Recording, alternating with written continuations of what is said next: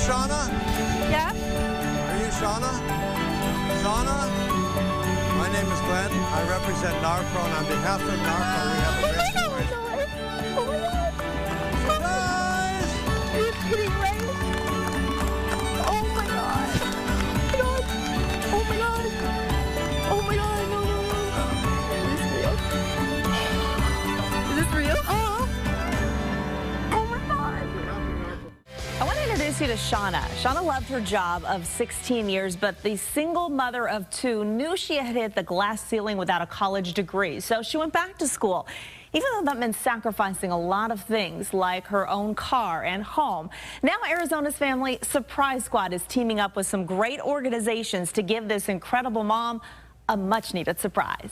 Helping Hands is a nonprofit organization. We're a scholarship program that serves 70 women that are going through school. And there is one specific client that stands out to me. She has a need and she is beyond deserving. And I thought, what better than to bring you guys aboard and surprise her. Oh, I can't wait. All right, she should be here any minute. Let's go. Oh, wonderful. You mentioned one of the things that you loved about this organization is that they understood what it means to be a single mom. What are some of those struggles? I got divorced. I knew I had to choose one or the other. I had to either work or go to school. So I gave it all up to go back to school. I was just looking online and I found it and I was like, this is actually perfect for me. It's for single moms. That's me. Talk about some of the struggles now. You're doing this all on your own. It's all on my shoulders, everything. Taking them to school, picking them up, helping with their homework when I have homework, when I have, other, bills. I'm lucky I have a lot of people in my life who help me because I couldn't do it myself. But you gotta do what you gotta do. I live in my parents' house. I don't have a vehicle, so my dad helps me with that. My friends will, they'll help me with various different things for my kids. But 3 people's schedules that you're juggling, plus school. Oh gosh, yeah. And to not have transportation? Yeah, it's hard. Are you Shauna? Yes, I am. Shauna? Yeah? We have a great surprise for you. Surprise! Oh, no way! Oh my God! Are you kidding, right? Oh my God! Oh my God! Oh my God! Oh my God! No, no, no, no! Is this real? Is this real? Oh my God! On behalf of Narpro, the neighborhood auto professionals here in Phoenix and the region, we're giving you this car. Whoa! We hope it's a blessing for you. Oh my God! You're joking, right? No, it's not a joke. Oh my God! This is yours. Whoa! This is not a joke. Get in, try it out. Open the doors, get in, start it up, turn on the air conditioning. You're It's gonna got need AC. I'm sorry it does not come with Kleenex, Oh but my God. it comes with AC. Another car! Oh my God! I'm shaking. I'm so sorry. I'm shaking. I can't even get it started. Oh my God! Oh my God! Tell me how this is going to make things easier. Wow! Everything we just talked about. Every aspect of my life is going to be so much easier now. I feel like I'm in a dream. Somebody pinch me. I want to thank everyone for doing this for me and my mom and my brother. It's really a life changer. Man. So Shauna graduates in May, and she looks forward to mentoring other moms. Much thanks to Helping Hands and the folks at Narpro for inviting Arizona's Family Surprise Squad to join them in giving this a wonderful gift. Love we it. were all crying. I mean, it was so hot that we were sweating, we were crying. I mean, it was just a big hot mess.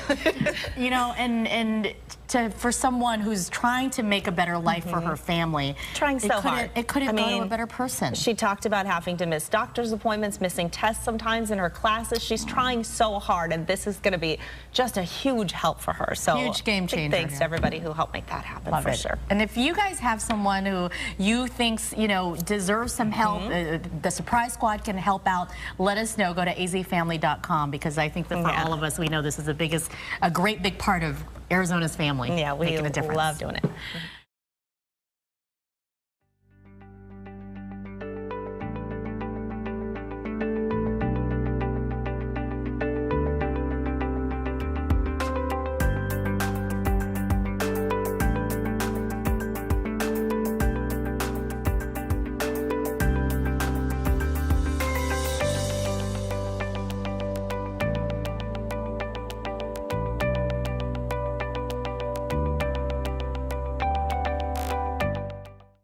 Hi, my name is Glenn Hayward. I represent Narpro, a group of independent auto repair shops.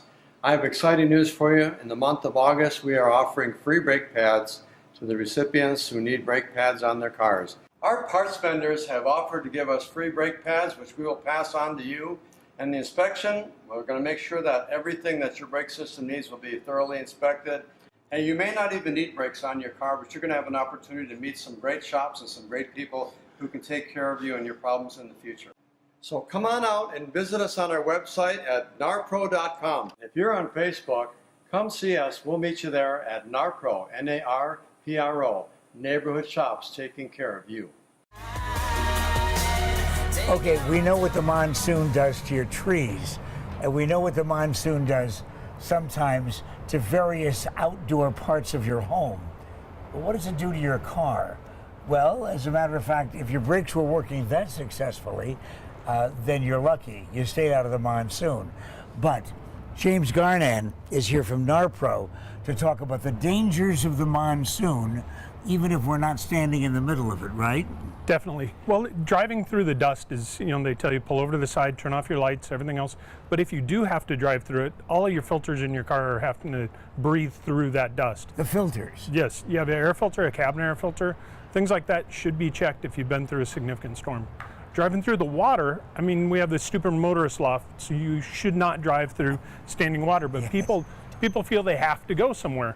So if the water is above halfway up your wheel, you probably shouldn't take your car into that creek or whatever, wait, or go around. What a great standard, at least we know, because I, last week, was faced with some water running across a major street here. And I thought, well, that doesn't look like it's too deep, but wait a minute, how deep is too deep? Well, halfway up your wheel is the rule, but how do you find out unless you go into it?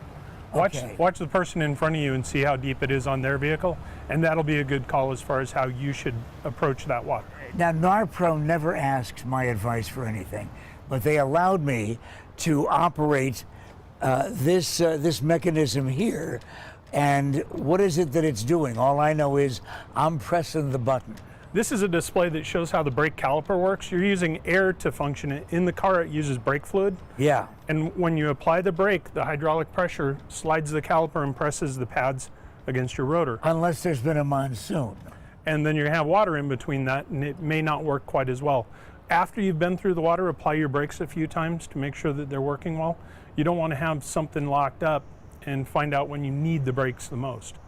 Brake pads, as they start to wear, a brake pad brand new has a significant amount of friction material. Let's take a look at that. Okay. And then as they wear, they get much thinner. A thinner brake pad has a more difficult time stopping, and if you get metal against metal, then you're going to end up with a more expensive brake job. And they can get this thin? Absolutely. I've seen some with no brake pad left on it. People went metal to metal. And which means no brakes. No brakes and a whole lot of noise. Wow. Okay, so how often should you get your brakes checked? Well, I would check your brakes at least once a year, and this month is Brake Safety Awareness Month. I'm glad you mentioned that. We have free brake inspections at the Narpro facilities.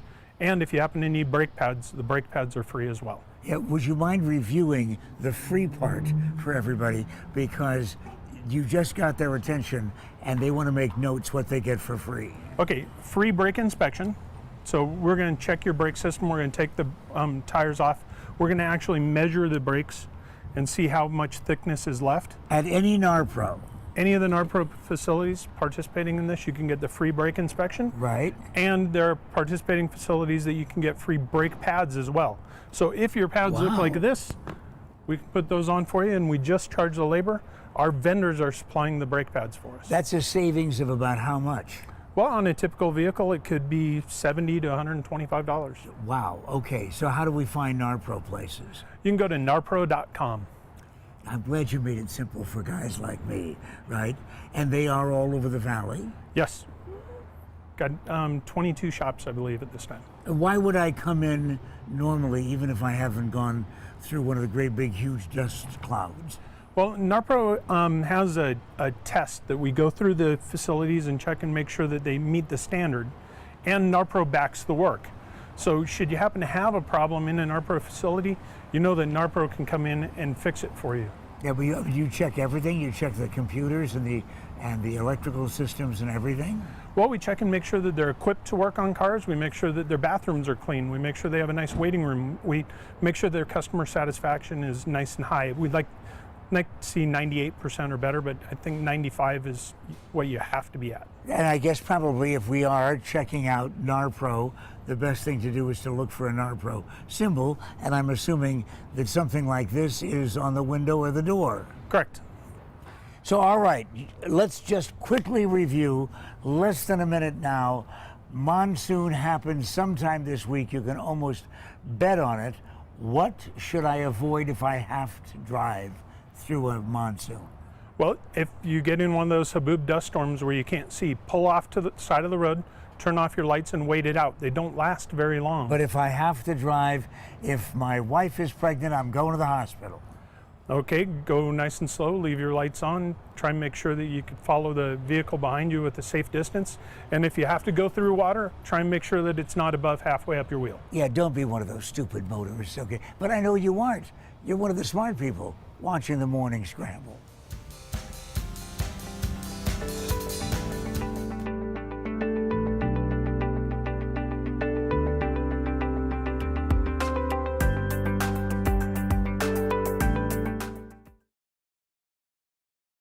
Okay, maybe you're scared of the fact that it's going to be in the 90s and we're at the end of October, but you might also be scared when you hear things that go bump in the night, and certainly if you hear strange, scary noises coming out of your car. So what do they mean, and how concerned do you need to be? What do you need to listen out for? Well, Howard Fleischman is here from Community Tire Pros. You know the answers. We're going to call you Dr. Tire today. Dr. Tire, there you go. Thank you, and I'm in my outfit for this weekend, okay? Oh, yeah? I wanted to go as a technician, but my guy said, not believable. You better wear something else. All right, so you have some scary things going on here, particularly this thing. We see this all too often on the freeways. You see remnants of tires. All the time, and I brought this particular one because the customer, when he came in, actually brought the piece with him, and I said, didn't you have any warning? He says, I heard this thumping. But I didn't know what it was, and it actually, when it came apart, took his wheel well and did a lot of damage. So pay attention to your car. Turn the music off occasionally and listen to what's happening. Okay. Okay. This particular one, this is a fan from behind a radiator. It came in, and the only reason they came in is that it picked up a bag, and the bag was making noise, but in fact was broken. And if he had continued to drive it, it could have come apart and taken out a $500 radiator. Look at that. Okay? So pay attention, listen. And of course, we all know about brakes. Brakes occasionally, you've got a sound suppressor on there to tell you it's time. Listen for that. This gentleman had to buy rotors and the whole nine yards. Yeah, when you start hearing that metal on metal, then you're too far gone. You're man. gone. Yeah, you're done. Yeah. Instead of a $129 brake job, Now you're looking at $500. Yep, that's right.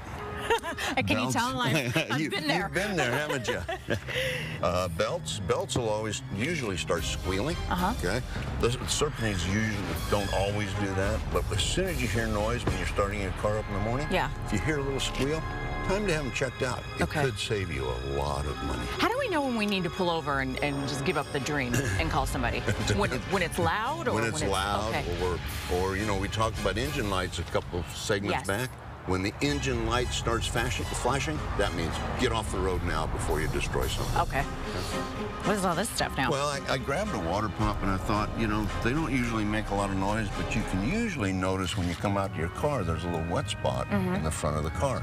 Check that out, because this one was seeping, not a lot, but it was seeping, and had he let it go, again, very, very expensive. Let me ask you this. Okay, this happens to us a lot here in the desert, right? So during the summer, when we're not getting a lot of rain, am I right? The heat kind of kills the rubber here, and then when it does rain, you're like, dang it.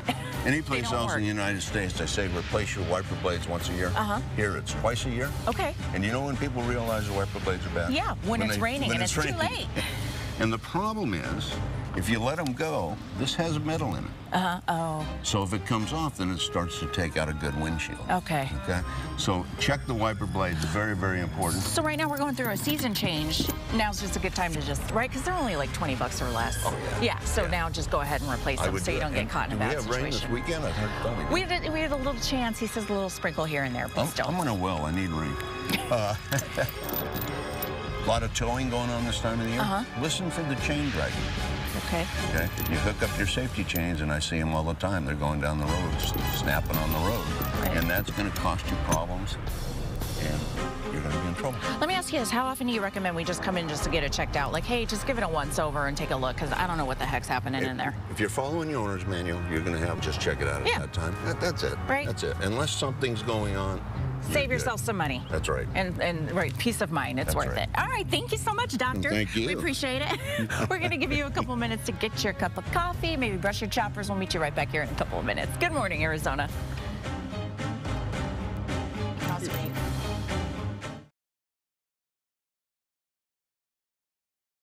And welcome back, everyone. Well, regular maintenance helps you avoid more costly car repairs down the road, but you don't want to waste your money on unnecessary work. No, and you know this guy right here. This is Jim Garnan and from Narpro, and you're here to help us save money because that's what this is all about, because we all know that cars can be expensive. And there's a lot of myths out there, correct? Yes, there are. I mean, people know that you're supposed to change your oil every 3 months, 3,000 miles, and they're wrong. And the newer cars, the oil change intervals have been stretched to almost 10,000 miles for normal driving conditions. Of course, Phoenix, Arizona is a severe condition. Usually it'll show you a lower interval. It could be like 4,000 miles or whatever, but your owner's manual will tell you how often you should change the oil in your car. And that's using the oil they designed for the car. A lot of people will upsell you into synthetic oil. Oh, the synthetic is better. It is better oil. But I'd rather see you use less money on conventional oil or whatever was designed for your car and change it often than buy really expensive oil and overdrive the interval. How do you find out how long you can go on your car? Will it be in your manual? Do you ask your mechanic, or how do you find out? Both is a good idea, because the manual tells you what the car was designed for, and the mechanic, once you have a relationship with one mechanic, he can tell what's going on with your car and the way you drive it. Some of the time you can go a longer interval. Some of the time it might be a little shorter. Do you think a lot of people out there know you don't have to do that, 2003? Because I know it, I'm one of those people who would have just thought, you think, I got to go in, it's been 2,000 or 3,000 miles. You don't even think about how things have changed. I don't think many people, even a lot of people in the industry, know every car. It's getting to know your car and how you drive it that's important. And there's a lot of other things that you'll go in and then they'll tell you need to do this. Let's talk about chassis lubing. What's that all about? Well, back in the day, a car would have joints, and the moving joints all had grease. So you had zerks around the car, these little metal fittings that a grease gun would attach to. Almost no car design today has those on them. But a professional mechanic will go through the car and see if there are any on your vehicle. The reason why is aftermarket components, like say somebody's replaced the ball joint, that new ball joint could have a grease zerk on it. And if someone just says the car doesn't have any, they could be wrong. So it's a good idea when you're under there changing the oil to look for anywhere. They go around with a grease gun and fill them up. All right. So I feel like every time you go either get an oil change or anything, there's always a lot of talk about filters. You need a new filter for this, you need a new filter for that. So you have a couple filters here with you right now. Well, we live in a very dirty environment, so the filters get dirty fast. And every time you get serviced, it's a good idea for them to take a look at it. And they look at it to inspect how much debris is in it. The old idea used to be, can I see light through the filter? And that works great until you go to a newer filter where they carbon impregnate it and you can't see light through. Because this looks dirty to me. Yeah, that looks filthy. This isn't dirty though? That is a brand new filter. So this is a brand, it doesn't feel dirty, but just because I guess the dark coloring in it makes it look like it's dirty already. And what's the trick to really tell if it is dirty? If you look down in the crevices, in between the pleats of the filter, you'll see where the dirt builds up. And another thing you can do is just take the filter and drop it on a surface. And when it leaves debris all over the place, you know that it would. And that's not the way to clean the filter. You don't go, oh, now I can put it back in. It just tells you that filter's already done its work. And then when we're kind of talking about flushing, they're always like, you got to flush this, you got to flush that. And a lot of times they say, do the coolant flush with every oil change. But you're saying not necessarily, right? Well, coolant is one of the great chemicals that we can actually test. We can test it for level of protection, pH balance, and electrolysis and tell whether that coolant is good or bad. If you're changing it every time, you're definitely overdoing it, because coolant today should last at least a year in most applications. Some of them, like the Dexron and the original equipment, they say, oh, it'll go 10 years, 10,000 miles. And I'm sure it would if you left it in the jar in the trunk. Once it's getting used and there's air exposed to it, it should be tested regularly in order to know how it's going. Awesome. And this one, I know a lot of people swear by. I have friends who say, oh, I have to put premium gas in my car. I have to use the better stuff because it's my car. And that isn't always true. And I've seen this other place. I've learned this before, but not every car premium gas is good for it, correct? No, actually, premium only applies to very few vehicles anymore that require high octane in order to burn the combustion properly. If you even go to the gas stations websites, they'll tell you most vehicles use regular gasoline. Regular used to mean leaded. Regular now means the lowest grade unleaded. Still want to use a premium brand of fuel. You don't want to buy the cheapest stuff you can find, but in all the major manufacturers, the lowest brand will usually be fine for your vehicle. Is there an example of a car that would need premium gas, can you think of? You know, most of the ones that are kind of race applications, fairly rare, not things that you would buy at the local car dealer. It's high compression, things that have been modified even. Okay, so modified, like maybe a racing car, somebody wants to go really fast, so they have some things on their car like that. If it does require it, if it's like General Motors had some vehicles that required it, it's on the gas cap, it's on the fuel, it's everywhere on the vehicle that tells you you have to use premium. Use premium. So if you're driving a Honda Civic out there, you probably don't need premium gas, maybe? I haven't seen I haven't seen one that needs premium, but I actually knew a Honda Civic that needed airline fuel because the compression was so high. Oh, really? Okay, well, it was majorly modified. I will not be using it. I don't need that car. And this is something that, you know, a lot of people say, I got to go to the dealership. You know, you have a car, you know, like a Volkswagen, and he's got a Volkswagen, I've got a Mini, and I take it there when you have the warranty, but after that, I'm pretty much done. because they almost tell you that, oh, you got to get it done here for the warranty to be valid, but that's not true, right? Absolutely not true. You can go. You can do it in your own driveway. There's no requirement for it to be done at the dealer, but keep good records and do not exceed the manufacturer's interval. If they said that it's 4,000 miles, change your oil every 4,000 miles. So really it's just keep good records and check your manual. Just don't go off what someone's telling you and find it. It's so hard sometimes to find a good mechanic and when you trust like you. So just check everything in your car. Yeah, and if you go to a mechanic, like the Narpro shops, we all use computers and we all have your records on. So if you need, hey, when was this done? Or you need to prove to somebody that it was done, even if you're selling the car, you can go, look, this car is properly maintained and it helps your value. All right. Well, thank you so much. Lots of good information. I learned some new stuff today, so thank you so much. And coming up, well, you have a live event today, right? Tell me where you're going to be later today. Actually, have a couple things going on. One is for spina bifida. It's the walk and roll, and that's at Indian School Park, at Indian School in Central. And then we're also at Local First, which is over at Margaret Hans Park.